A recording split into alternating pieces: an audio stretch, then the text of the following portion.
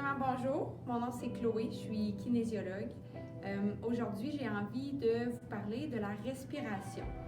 Pourquoi la respiration? Parce que bien respirer, faire des exercices de respiration, travailler notre cage thoracique, le contrôle du mouvement de la respiration peut aider pour des douleurs thoraciques, des douleurs au ventre, des douleurs au dos. Naturellement, ça dépend d'où viennent vos douleurs, mais si c'est dû à des muscles qui sont un petit peu contracturés au niveau de la cage thoracique, si c'est dû à votre diaphragme, ces exercices-là peuvent aider. Ça va aussi beaucoup aider au niveau du stress, vous détendre, calmer votre système nerveux, donc aller jouer sur votre système parasympathique finalement. Donc, on va faire 3 exercices différents aujourd'hui. On va dissocier les différentes parties de la respiration. On va débuter par la respiration seulement abdominale. Ensuite, on va aller faire seulement la respiration thoracique. Je vais vous expliquer une respiration qu'on veut un petit peu plus éviter.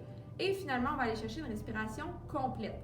Pour aller chercher une respiration complète, il faut d'abord comprendre chaque partie de la respiration et savoir les contrôler individuellement. Avant de commencer, je vous invite à juste prendre conscience. Vous pouvez fermer vos yeux.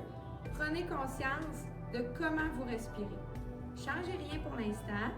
Prenez conscience, est-ce que vous inspirez par le nez, par la bouche? Est-ce que vous expirez par le nez ou par la bouche? Et quelle partie de votre corps bouge pendant que vous expirez et inspirez? Est-ce que c'est seulement le ventre? Est-ce que c'est la cage thoracique? Est-ce que les épaules bougent, les clavicules? Essayez de remarquer ça sans rien changer pour commencer. Ça va avoir l'effet de venir vous calmer, premièrement, vous ramener dans le moment présent et prendre conscience de votre corps. Un coup que c'est fait, on passe à l'étape numéro 1. On va venir seulement faire une respiration abdominale, ce qui veut dire qu'on va seulement venir gonfler le ventre.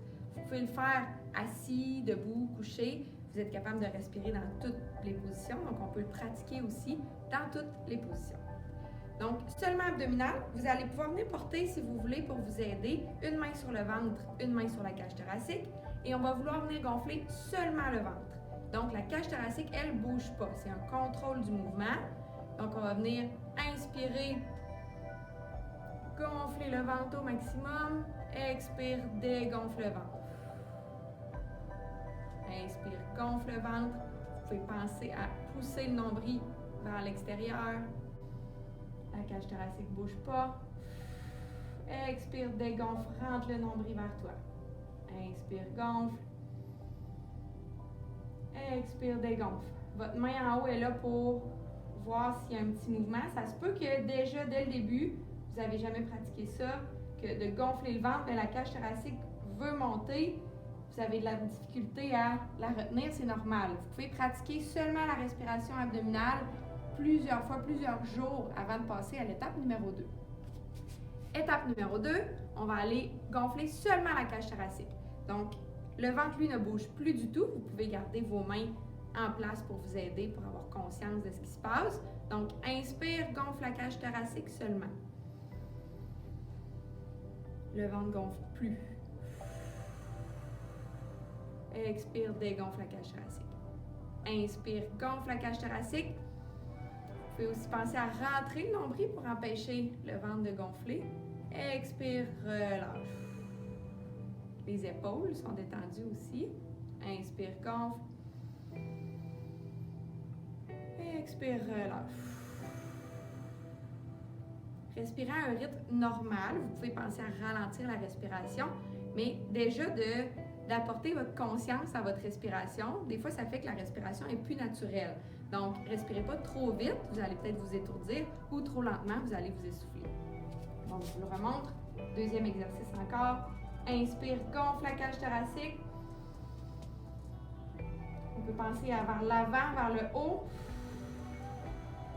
Dégonfle, relaxe. Inspire, gonfle, rentre le nombril. C'est juste la cage thoracique qui avance. Relaxe. Encore pour la respiration thoracique, vous pouvez venir porter chaque main de chaque côté de votre cage thoracique, donc sur les côtes. Puis on va venir respirer dans les mains. Inspire. En largeur. Relax. Là, on a les mains un petit peu montées, donc les épaules veulent monter, mais pensez quand même à descendre les épaules. Inspire large dans la cage thoracique de chaque côté. Le ventre, lui, ne gonfle pas. Expire. Relâche tout, les côtes se referment. Vous pouvez aussi penser à, comme si vos côtes étaient des ailes, vous pouvez élargir les ailes derrière. Inspire, rouvre les ailes. Expire, relâche. Gardez vos mains ici, allez pas là, j'ai fait ça pour vous montrer le mouvement des ailes, mais si vous faites ça, ça va être plus dur pour vos épaules. On va être relax au niveau des épaules, donc gardez les mains au niveau des côtes de la cage thoracique. Large.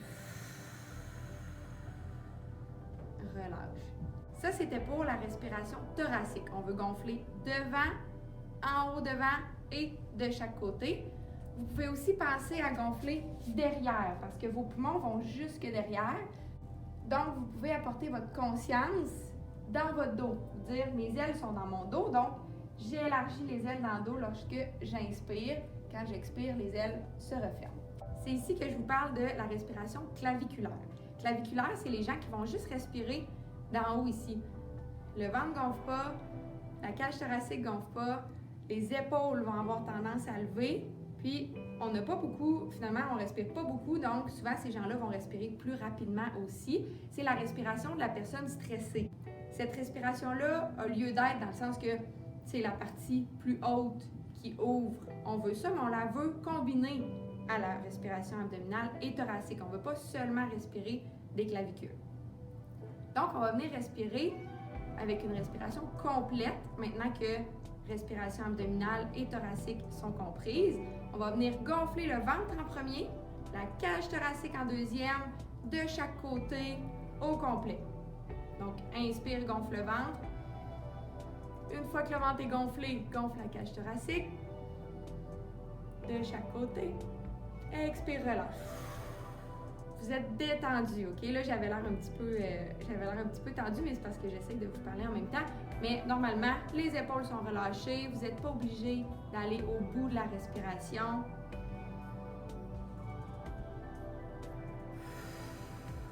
Quand vous relâchez, vous pouvez même expirer. Laissez sortir, détendez tous vos muscles.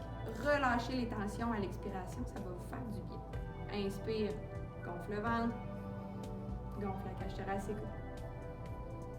et relâche. Je monte de l'autre côté. Inspire, gonfle le ventre. Cage thoracique. Expire, relâche. Vous relâchez dans le sens que vous voulez, le ventre, la cage thoracique en premier ou les deux en même temps. Soupirez, laissez sortir les tensions. Voilà, j'espère que ça vous a aidé. Quand vous aurez bien compris la respiration abdominale et la respiration thoracique qui seront bien contrôlées, là, vous pouvez intégrer les deux en même temps. Vous allez voir, ça fait de la place. On a de la place en masse pour respirer. C'est comme ça qu'on va être capable d'aller chercher une grande inspiration lente et profonde et une expiration complète aussi. J'espère que ça vous a aidé. Merci beaucoup. Bonne journée.